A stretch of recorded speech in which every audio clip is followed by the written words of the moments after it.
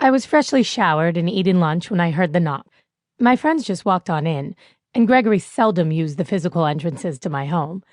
I went to answer it, hoping it was one of the local missionaries. The day begged for some comic relief.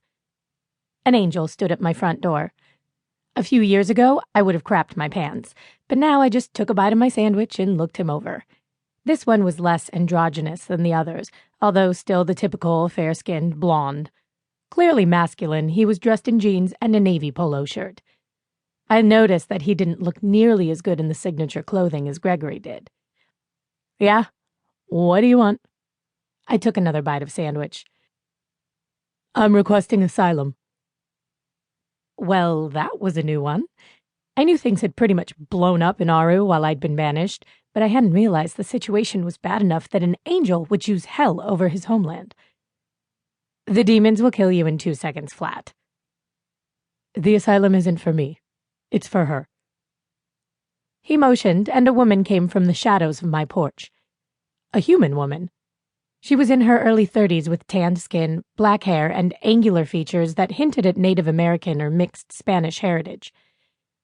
She was also hiding what I assumed was a curvy figure under a very unflattering, extra-large blouse. And she was very carefully not meeting my eyes. I crammed the rest of the ham and cheese into my mouth. "She'll probably last more than 2 seconds, especially if she's a screamer."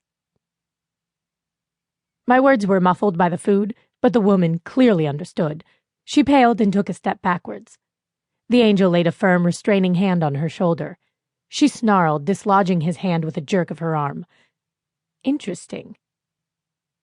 "Not in hell. I'm asking for her to have asylum here." I choked a bit, trying to swallow. "Here?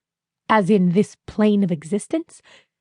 Dude, I don't have any authority here.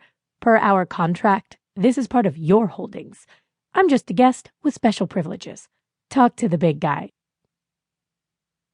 The angel was beginning to look irritated. Or maybe he was nervous. Either way, the constant looking around or the glare coming my way weren't adding to the peaceful calm of the fall morning. "Your house. Asylum for this human woman and all she carries in your house." I looked over at the large purse draped across the woman's shoulder. Asylum for her and her purse.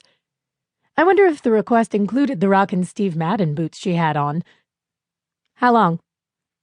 I already had Nyala living with me and often served as a hotel for demons when members of my household came over. I didn't relish having another human, one I didn't know, living here, no matter how awesome her footwear. "For the remainder of her natural life." Fuck. Humans didn't live very long, but that didn't mean I wanted one shacked up in my house for life. I quickly calculated the likely term and swore. Damn, that would really put a cramp in my lifestyle. I opened my mouth to say no, then looked at her boots once more. They were distressed brown leather, with a hint of a biker look about them. Brass studs decorated the toe and the back of the heel. She'd laced them halfway up, then wrapped the excess lacing around her ankle to tie at the back.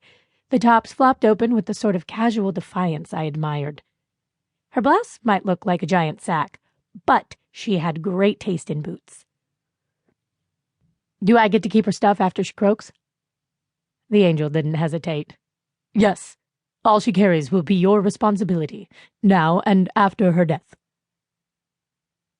The woman didn't seem too happy about any of this, but she kept silent. I looked down at the Steve Maddens. I could be responsible for a pair of boots. It's not like they were going to run around causing trouble, at least off of my feet.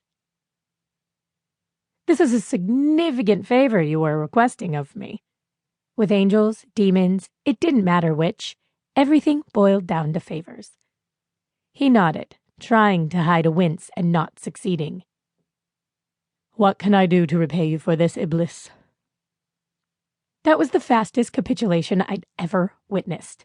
Either this angel was the worst negotiator in Aru, or this woman had done something particularly heinous. What could a human possibly have done that she'd required demonic protection? Did she piss off an entire continent of werewolves? Kill a family of vampires? I eyed her with sudden respect and actually began to get excited about what her presence might bring to my door.